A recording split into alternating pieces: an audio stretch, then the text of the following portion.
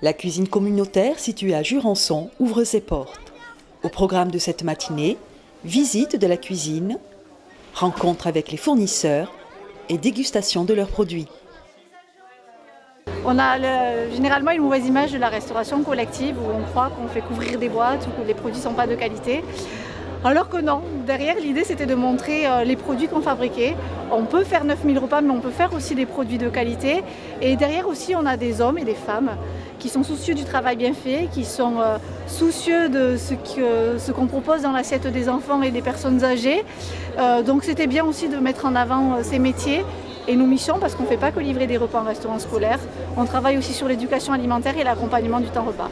Aujourd'hui c'est une journée où on voulait créer du lien finalement, du lien, de la proximité avec nos usagers et avec nos partenaires aussi. Donc du coup on a invité une quinzaine de fournisseurs avec qui on travaille au quotidien, des fournisseurs de produits alimentaires bien sûr, de manière à favoriser l'échange avec les parents d'élèves. Les parents d'élèves comme ça ils ont la possibilité de poser des questions, souvent on est soucieux de l'origine, de la qualité des produits. Donc c'est l'occasion de permettre cet échange-là. On a aussi une partie un peu dédiée à la cuisine communautaire où on a concocté des petits plats que les enfants mangent, déjeunent régulièrement dans le restaurant scolaire. Ils le mangent régulièrement. On les a mis en dégustation pour que les parents se rendent compte par eux-mêmes des produits qu'on fait, qui repartent avec la recette qui va bien avec. Sur ce site, on fabrique 9000 repas par jour. 9000 repas à destination à hauteur de 70% pour les restaurants scolaires de l'agglomération. Restaurants scolaires qui doivent représenter, ça doit être 53 établissements. Pour des bébés qui sont accueillis dans les crèches, pour des personnes âgées, donc soit résidant au foyer ou soit dans le cadre d'une prestation de portage des repas.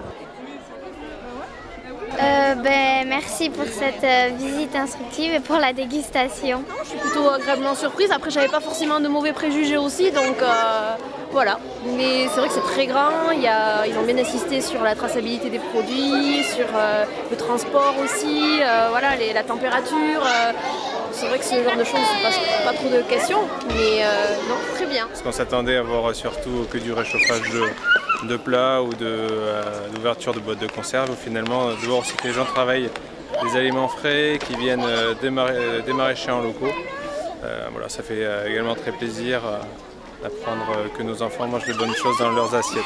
Je trouve que c'était très intéressant. Mon enfant mange à la cantine et vraiment j'ai trouvé ça super quoi, de savoir qu'est-ce qu'il mange et comment c'est préparé ses repas. Pour moi c'est très important.